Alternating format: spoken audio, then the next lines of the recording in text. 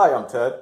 Simple, easy, save. These are the words that come to my mind when using my own equipment to access my Comcast internet service.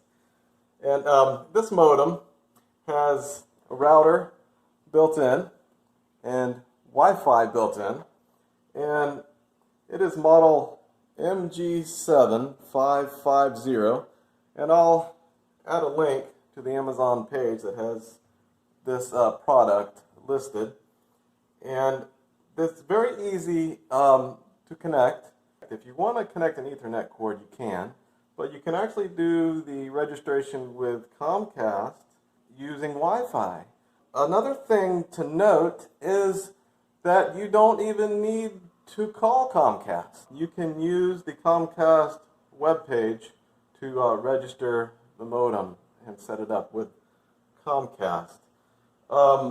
Let's take a look at one thing that can be concerning when you look at the Amazon webpage. And if you scroll down on the product page, one of the first reviews that's listed has some concerns about the product not being totally compatible with Comcast.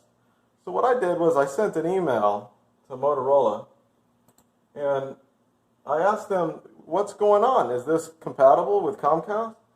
And I got a response saying yes, this modem is compatible with Comcast, and that made me feel better purchasing the product. And after doing some more reading and after getting the product, it says right on the box, it's certified with Comcast Xfinity and Cox and Spectrum and others.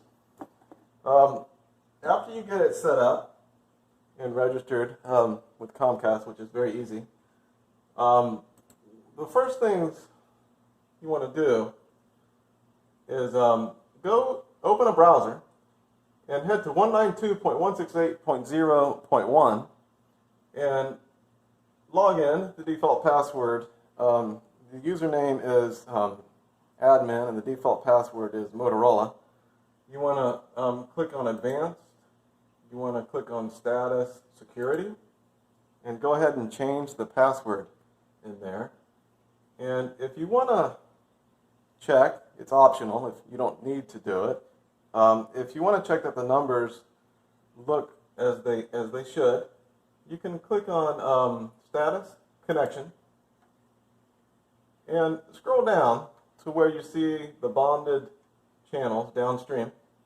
Look at the power level and the SNR, or signal to noise ratio.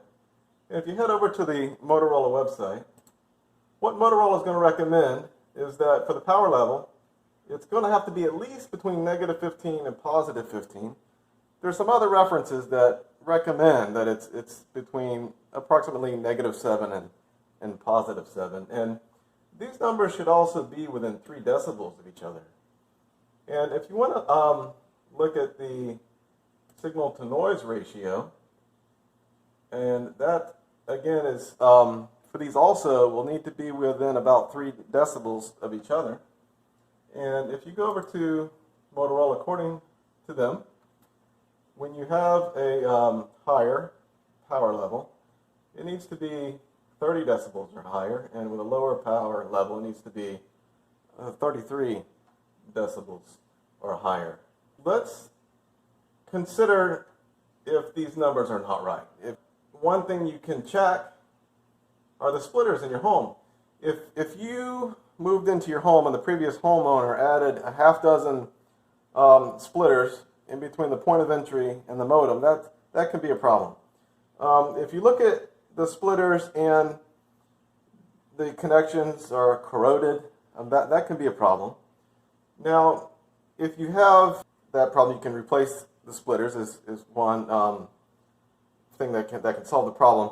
One thing to keep in mind is if you have Mocha, or if you think maybe in the future you will have Mocha, you want to look at the megahertz listed on there. If it's 900 and you're going to be using Mocha, that's going to be a problem.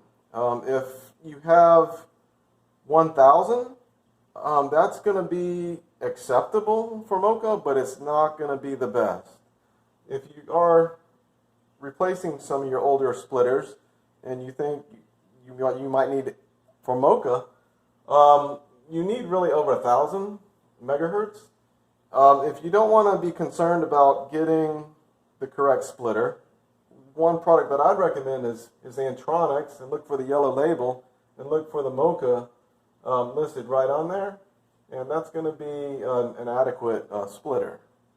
Now, one last thing that I want to point out, I want to show you where to place the modem.